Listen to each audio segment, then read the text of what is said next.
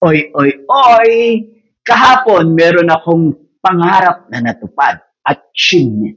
Dahil pangarap ko o tinatawag na meron akong banal na inggit sa mga nagyayate, nagpa-party-party sa yate. Kahapon natupad ito dahil nag-party-party kami sa yate. Yahoo! At hindi lang yun, dahil merong isang lawyer na nagpa-podcast at milyon-milyon ang kanyang followers. At hindi lang yun ang matindi. Shh! Ang ginastos niya sa kanyang studio ay camera dito, camera doon, microphone dyan, microphone dito, yung setup, antindi. Dahil tumatagpig na tara, di bang tindi? At talagang super dami ng kanyang followers dahil hindi lang sa talino ang kanyang binabahagi patungkol sa batas, bagkus mga masustansya at malaman ito para makatulong sa ating mga taong kaunti o walang alam sa batas.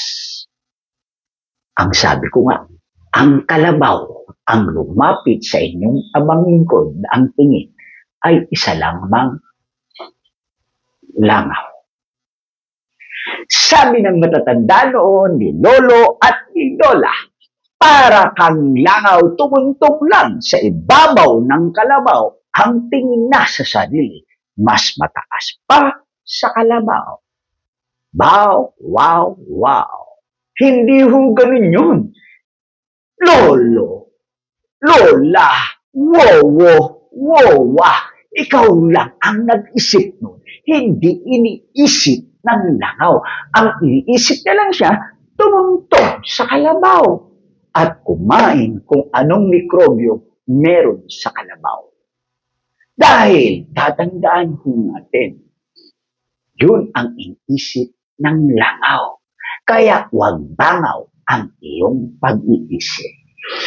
Kasi tatandaan natin what Ronald Reagan said.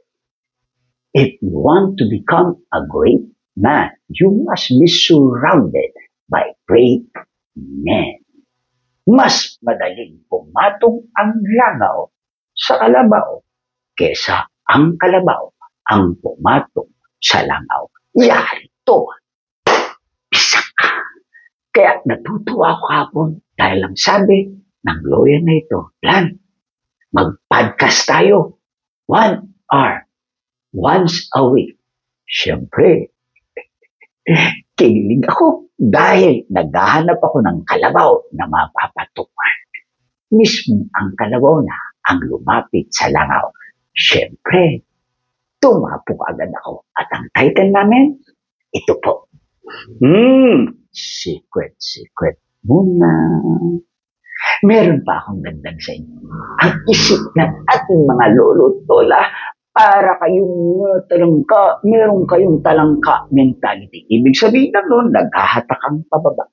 Hep, hep, hep! Wow, wow! Wow, parang tama, pero mali. Bakit? Ikaw na naman ang nag-isip nun. Tandaan nyo, walang talangkang makakalaya, makakalabas sa labas ng tiklis kung sila'y naghahatakang pababa. Para sa aking isip at pananaw, nagtutulukan sila pataas, hindi pababa. Yun ang concept ko sa talangka mentality. Dapat may talangka mentality tayo mga katoto. Dahil magtutulukan tayo, paahon pataas ang buhay. Hindi tayo maghahatakan. Kailangan umahong ka sa tiklis at hatakin mo sila pataas, hindi pababa. Walang laglagan. Magbayanihan tayo. Magpakabayani ka. Dahil ang salitang malasakit, limot na ng ibang tao. This is unwritten law. pati yung thank you, pati yung kusang palo, yung pagmamahal. Huwag ko natin kakalimutan yan. Dahil kung tama ang isip, tama ang silid, ikaw ang next victim ni Boy.